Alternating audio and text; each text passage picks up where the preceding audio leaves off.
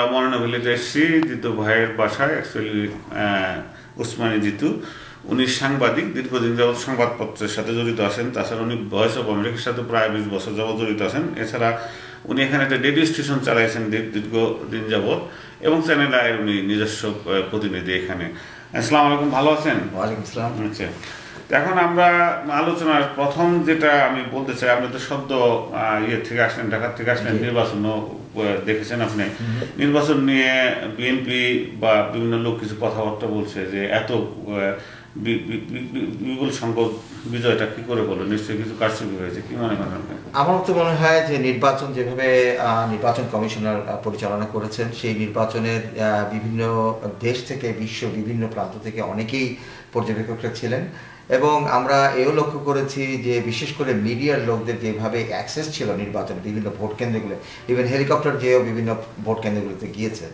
তো বিক্ষিপ্ত কয়েকটি ঘটনা ছাড়া যেটা বলা যায় যে নির্বাচনকে প্রশ্নবিদ্ধ করে না, এবং এটা সর্বজনভাবে এটা বিপুল সংখ্যক বিজয় হওয়ার কারণটা কি? সবই আসলে এটার এই সচেতনতা বোধটা আসলে এসেছে বিশেষ করে মিডিয়ার একটা বিরাট ভূমিকা ছিল।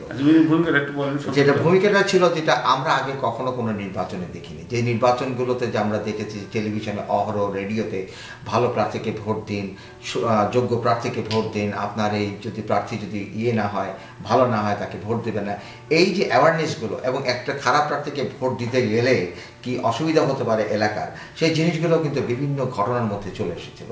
ইভেন আমরা এমন অনেক ভালো ভালো অ্যাড দেখেছি যে স্বামী নির্বাচন করতে যাচ্ছে, ওয়াইফ সেখানে বলছে ওকে ভোট দিবেন না, কারণ আমি জানি আমার স্বামী একজন সন্ত্রাসী। এই যে গ্রামের সহজ সরল মানুষগুলো এই মেসেজগুলোকে অত্যন্তভাবে নিয়েছে, এবং তারা আমার মনে হয় যে ভোট কেন্দ্রে যে একটা পরিবর্তনের যে একটা ব্যাপার ছিল, এই জিনিসটা এই ভোটের মাধ্যমে। আমি মনে করছি ইলেকশনটা মোটামুটি সুন্দর এবং সুষ্ঠু হয়ে গেছে, মানুষের সচেতনতা হয়েছে। গ্রাম দেশে মিডিয়ার ভূমিকা কি ছিল? স্যাটেলাইট টিভি, আমরা তো দেখেছি যে টেলিভিশনও আপনারা হয়তো নিশ্চয়ই দেখেছেন, টেলিভিশন অনেকে বিভিন্ন প্রত্যন্ত অঞ্চলে গিয়েছে, টেলিভিশন হেলিকপ্টারে যেও বিভিন্ন যে সমস্ত জায়গায় যেতে পারেনি, সেখানে যে ভোট কেন্দ্রগুলোর থেকে তারা রিপোর্টিং করেছে। যাই হোক, এখন আমরা হাসিনা গভর্নমেন্ট বা আওয়ামী লীগ গভর্নমেন্টের কিছু বিষয় নিয়ে আলাপ করতে যাচ্ছি। সেটা হলো কি, আওয়ামী লীগ গভর্নমেন্টকে মনে করা হয় যে পুরো ইন্ডিয়ান পার্টি, সে ভালো ওয়ার্ড আমি পেলাম না, একটা ভারতের প্রতি একটু ভারত ঘেঁষা নীতি এখন চলছে। প্রণব মুখার্জি ভারতের প্রাইম মিনিস্টার সদ্য ঘুরে গেলেন, কারণটাকে আপনি হোয়াট ইউ থিঙ্ক? এটা কোনো নতুন ব্যাপার না। আপনারা লক্ষ্য করে দেখবেন যে আওয়ামী লীগ যখনই কখন ক্ষমতায় এসেছে, সে তখনই বিরোধী দলের একটা ভূমিকা থাকে যে একটা ইস্যুকে নিয়ে কথা বলা। আজকে যে ইস্যুটা নিয়ে কথা বলা হচ্ছে ভারতের প্রতি যথেষ্ট, আপনি লক্ষ্য করে দেখুন যে অনেক চুক্তি কিন্তু স্বাক্ষর করেছে বিগত সরকার বিএনপির সময় ভারতের সাথে। সেই ঘটনাগুলো কিন্তু আমরা অনেকে জানি না। আওয়ামী লীগকে দায়ী করা হয় যে আওয়ামী লীগের যে দায়ী করা হয় এটার বিরোধী দলের একটা তাদের কথাবার্তা। এটা ভারতপন্থী পার্টি বলে না, পাকিস্তানি বন্ধু বলতে পারে, আমেরিকান। কথাটা হচ্ছে এই যে যেহেতু আমাদের পাশের দেশে ভারতের আপনি কি secular politics something to do with secular হইলেই তারা পুরো ইন্ডিয়ান বা একটু ইসলাম না হলেই? আমার মনে হয় না এই ধরনের এমন কোনো কিছু, এই ধরনের কোনো ব্যাপার। এই আপনি কি ফিলিং বাংলাদেশের জনগণ কি, তারা কি একটু ভারত বিরোধী, একটু ইসলাম, একটু না টোটাল সেকুলার? আসলে বাস্তব যেটা সত্যি, সেকুলার সেন্সটা আমি একটু ব্যাখ্যা দিতে হয়। সেকুলার বলতে আমি বলতে চাচ্ছি যে ধর্ম নিরপেক্ষ, যে যার পার্টি করুক, যে যার ধর্ম করুক, এইটুক সেকুলার, এই পোর্শনটা আমি বলতে চাচ্ছি। সেটা কি আপনি মনে হয় নাকি?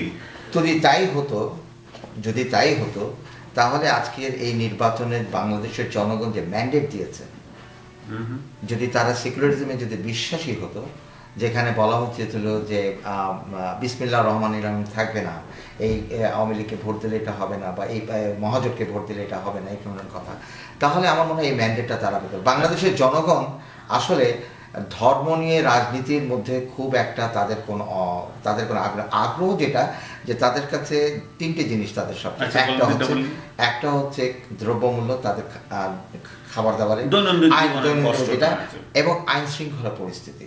অ্যাকচুয়ালি এই দুটো জিনিস কিন্তু যারা নিশ্চয়তা দিতে পারবে বা যারা এটা দিতে আশ্বাস দিতে পারবেন বা এটা করার মতো সক্ষম, তাদের প্রতি আমার মনে হয় বাংলাদেশের জনগণের একটা বিরাট আস্থা। তাহলে আমি মনে করছেন এই নির্বাচনটা প্রধানত করাপশন বিরোধী এবং আইন শৃঙ্খলা এবং দ্রব্যমূল্য নিয়ন্ত্রণ যারা করতে পারে তারা মনে করছে আওয়ামী লীগ বেটার করবে বিএনপির থেকে এই ঘটনা। তাদের ইশতেহারে যেটা তারা বলেছে এবং অত্যন্ত ইন্টারেস্টিং, যেটা লক্ষণীয় বিষয়, আপনার নিশ্চয়ই লক্ষ্য করে দেখবেন যে দ্রব্যমূল্য আপনার তত্ত্বাবধায়ক সরকারের সময় যতগুলো খারাপ ভালো দুটোই কাজই তারা করেছেন, এবং ভালোর মধ্যে যেটা করেছে আইন শৃঙ্খলা পর্যায়ে কিছুটা ল অ্যান্ড অর্ডার মেনটেন করেছে এবং সেই জিনিসগুলো।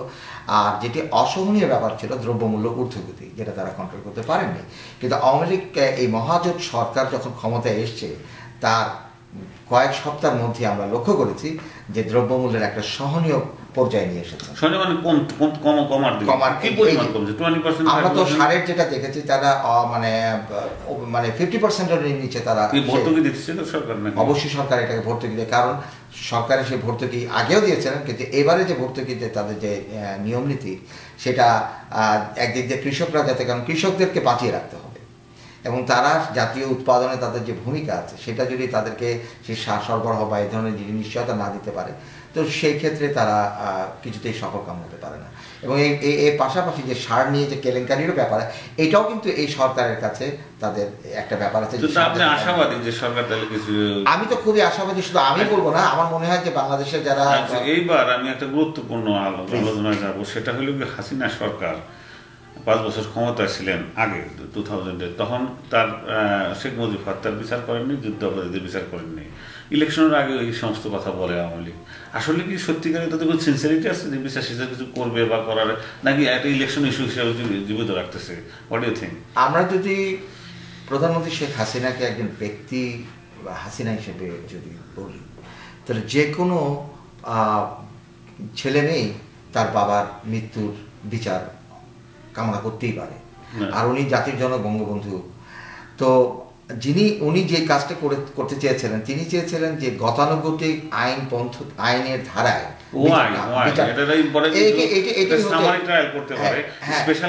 এটাই করতে পারতো, এটাই করা ছিল।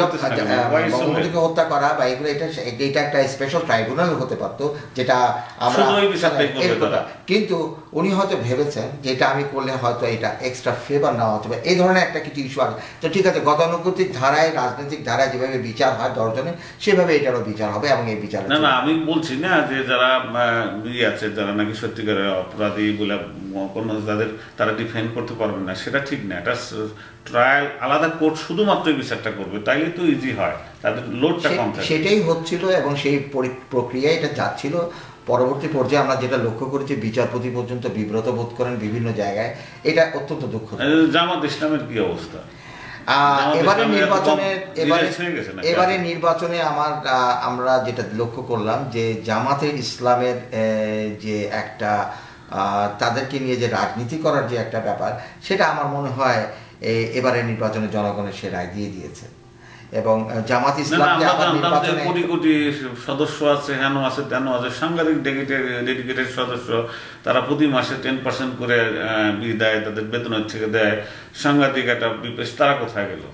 শুধু এটা আপনি বাংলাদেশের ব্যাপার না, শুধু এটা আপনি লক্ষ্য করে দেখেন, আমাদের পার্শ্ববর্তী দেশ পাকিস্তানের কথা বলেন না, ভারতের কথা বলেন, বিভিন্ন জায়গায় ফান্ডামেন্টালিস্ট যে সমস্ত গ্রুপগুলো আছে, তারা কিন্তু অন্যান্য সংগঠনে ভীষণভাবে ভোকাল এবং তাদের এই ভোকালে, এবং তারা কিন্তু সাংগঠনিকভাবে অনেক শক্ত। কিন্তু নির্বাচনে যখন যাওয়া হয়, যখন সাধারণ জনগণ যখন ভোট দিতে যায়, তখন কিন্তু আসন সংখ্যায় তাদের কিন্তু ততটুকু দেখা যায় না। তার কারণ হলো যে দেশের জনগণ কোনোভাবেই কখনোই কোনো ধর্মকে নিয়ে রাজনীতি করার কোনো বিষয়। আচ্ছা, আওয়ামী লীগ কি বাকশালী পার্টি না গণতান্ত্রিক পার্টি?